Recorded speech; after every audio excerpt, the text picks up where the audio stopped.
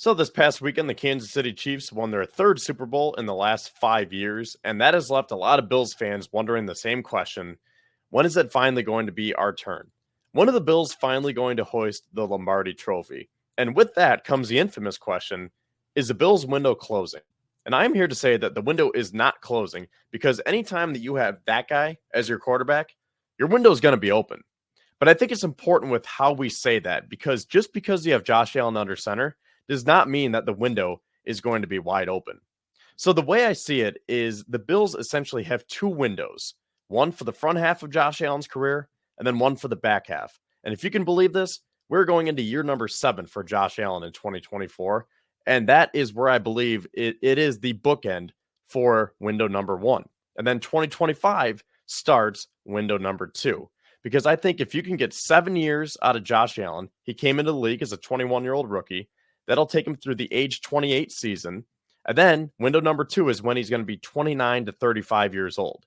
And then after 35, based on how he plays and the amount of hits that he takes, we'll be lucky for any other years that we'll be able to get out of Josh Allen. I mean, I think that he will be able to continue playing past 35, but we've seen what's happened to Cam Newton, and I don't want to get too excited and think that Josh Allen's going to be Josh Allen until he's 40 years old. We have to be realistic. So I think you have two windows lasting 14 years total, and then anything we get after that is an exception.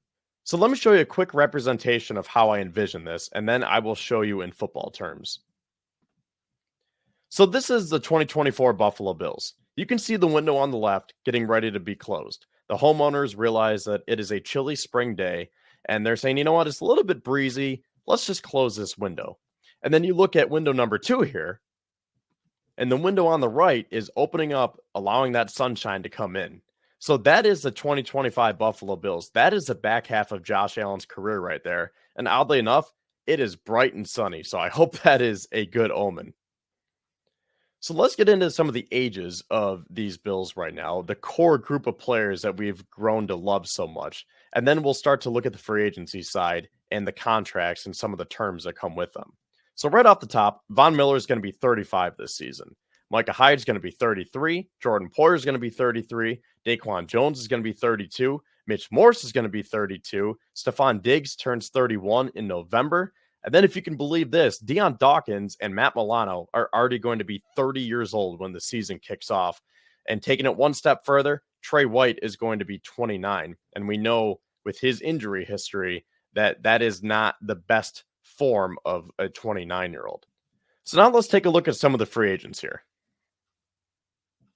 So as you can see, this list is pretty extensive. A total of 22 unrestricted free agents for the Bills. And I think the height of this comes on the defensive line. As you can see, defensive end Leonard Floyd, AJ Epinesa, Shaq Lawson, Daquan Jones, Tim Settle, Jordan Phillips, Poona Ford, and Linval Joseph at defensive tackle. So 8 defensive linemen who are going to be needing a new contract within the next few weeks here. Now, the Bills have no restricted free agents, and there is an exclusive rights free agent to Quentin Morris, but he just needs to get tendered, and he will most likely be back. But again, you can see how much work Brandon Beane has ahead of him here as we approach the new league year. Now, that being said, there are a lot of guys who are up for contract extensions as well, between Dion Dawkins, Rasul Douglas, and Taron Johnson. Now, you could look at that and say, well, that's more for, in terms of this segment right here, window number 2. You know, we don't have to worry about that yet, but the Bills are over $50 million in cap space right now. So just to get back to the floor, they have a lot of work to do. So that's why you might want to start thinking about now and the future by extending some of these players who I just mentioned. And as I've already mentioned with Trey White, that is a situation that we'll have to monitor, because what does Brandon Beane decide to do with Trey White and his contract based on his injuries? Do you release him, try to sign him back on a fresh contract? Do you try to restructure it? Do you just outright cut him? I think a lot of Bills fans would hate to see Trey White go because he's meant so much to this organization. But again, I mean, there are a lot of questions that are going into this offseason here. But now that we put it into football terms here, you can see how this window is closing for the Bills. But that doesn't mean that all these players are going to be either cut or retiring soon. with the exception of Micah Hyde, Von Miller, and eventually Jordan Poyer, a lot of these guys still have some good football days ahead of them. But it's just natural that after you hit age 30, your body is not going to be in its prime like it was 5 or 6 years ago. And I think that the wide receiver room is a perfect microcosm of what we're dealing with here because the Bills are in desperate need to find a wide receiver too. And that is a wide receiver two who can transition into a wide receiver one. Because right now, Stephon Diggs, Khalil Shakir, Deontay Hardy, and Justin Shorter are the only ones under contract. Andy Isabella and KJ Hamler too, if you want them. But the way I see it is the Bills are going to need a wide receiver two, wide receiver four, and a wide receiver six. So I think it is so important that Brandon Beane drafts one for the first time in his tenure, by the way. Brandon Beane has never selected a wide receiver before day 3 since becoming the general manager of the Buffalo Bills. So I think that this is a year that he has to break that, and you have to find that future wide receiver. Because to my point, Stephon Diggs still has a lot of good football ahead of him. But as you are transitioning from window 1 to window 2, you need to find a wide receiver 2 who can eventually transition to wide receiver 1. And at the height of this, oddly enough, for as much as we've been talking about contracts and contract extensions, I think is Sean McDermott. Because McDermott was extended last year in the offseason, and now he is under contract through the 2027 season.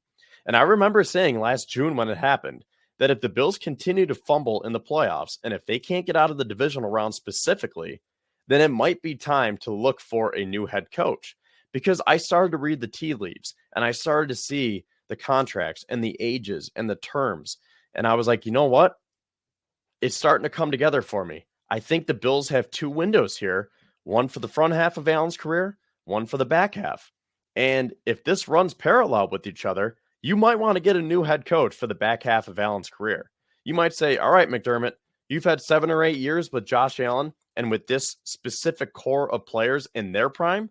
Now we need to get a new coach to lead Josh Allen in the back half of his career with a new core of players. Maybe you still have some leftover pieces like Deion Dawkins, Milano. We'll see what happens with Stephon Diggs. But if the Bills drop another playoff game next year, there are going to be a lot of questions about Sean McDermott's future here.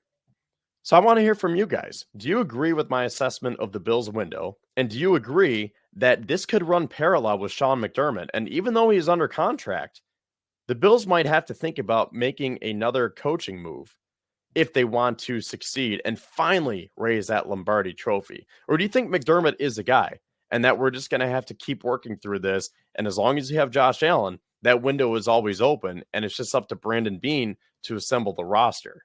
So comment below. Make sure you subscribe to Built in Buffalo. Follow us on all of our social media pages and give me a follow at Kevin_Syracuse. And can't wait to see what you have to say.